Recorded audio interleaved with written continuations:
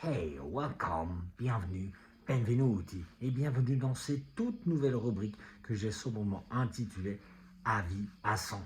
Et oui, vous vous direz sans doute pourquoi porter ce masque, mais c'est tout simplement en rapport avec le film que je viens de voir, dont je vais essayer d'évoquer avec vous en l'espace de quelques petites minutes, en espérant que cela puisse vous plaire et éventuellement vous donner envie de le voir. Le film se nommant tout simplement Burger Kill ou Just Through en anglais. Un petit film de 2007 qui ne paye pas de mine et qui réunit vraiment tout ce que les fans de slasher aiment avoir, à savoir sexe, drogue et rock'n'roll. Oui, rock'n'roll, puisque ne serait-ce que sur le début du film, vous pourrez voir un petit groupe jouer une chanson que vous pouvez entendre derrière moi. Et vous entendrez même au cours du film diverses chansons, plutôt divers thèmes de musique liés au hard rock, voire même un petit peu à la pop culture. Quoi qu'il en soit, l'histoire est assez simple. Un tueur qui est tout simplement habillé en clown. On pourrait même y voir tout simplement dans ce film une sorte de satire du fast-food, en l'occurrence d'une immense entreprise avec un M et un personnage qui était vraiment leur marque de fabrique, se nommant Ronald. Je n'en dirai pas plus, vous aurez compris de qui j'aurais parlé.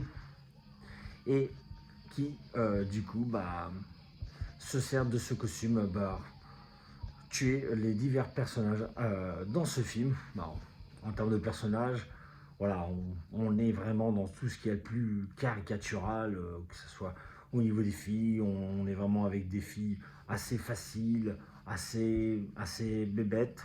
Je vous rassure, ce n'est pas mieux non plus du côté des garçons, mais voilà, tout ce qu'on veut, nous, là, sur ce genre de film, c'est vraiment de chouettes petits meurtres et s'amuser.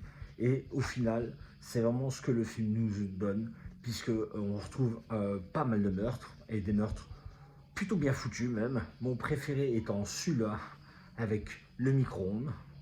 Et d'ailleurs, c'est une scène qui a certainement été inspirée probablement dans un des Saw.